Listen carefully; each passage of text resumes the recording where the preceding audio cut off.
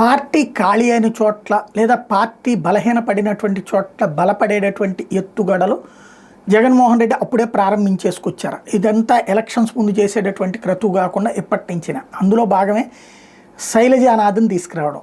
కేతిరెడ్డి వెంట పెట్టుకొచ్చారు అన్నటువంటిది ప్రధానంగా కనబడుతుంది. కేతిరెడ్డి పెద్దారెడ్డి వెంట పెట్టుకొచ్చారు అన్నటువంటిది. వాస్తవంగా శైలజానాథ్కి ఉన్నటువంటి ముద్ర జేసీ దివాకర్ రెడ్డి గారి శిష్యుడు, లేకపోతే జేసీ దివాకర్ రెడ్డి గారి అంటే బాగా క్లోజ్ అని ఆయన్ని కలిసి ఆయనకి చెప్పి శైలజానాథ్ వచ్చారు అన్నటువంటిది ప్రధానంగా వినబడుతుంది. వాస్తవంగా జేసీ కుటుంబానికి కేతిరెడ్డి కుటుంబానికి పడదు. ఆ జేసీని వద్దని కేతిరెడ్డితో కలిసి రావాలి అంటే ఖచ్చితంగా ఆ ఫినామినా ముఖ్యం. అయితే కాంగ్రెస్లో ఇక లైఫ్ లేదు. అదే సందర్భంలో తెలుగుదేశం పార్టీలో చేరలేడు. అదే సందర్భంలో వైఎస్ఆర్ కాంగ్రెస్ పార్టీలోకి రావడానికి సిద్ధపడ్డటువంటి ఆయన్ని అనంత వెంకటరామరెడ్డి, కేతిరెడ్డి కలిపి తీసుకొచ్చారు అన్నటువంటి జిల్లా నాయకులందరూ ఒక్కటై ఒక సిస్టంలోకి తీసుకొచ్చే ప్రయత్నం చేస్తున్నారు అన్నటువంటి మాట తాజాగా వినబడుతోంది.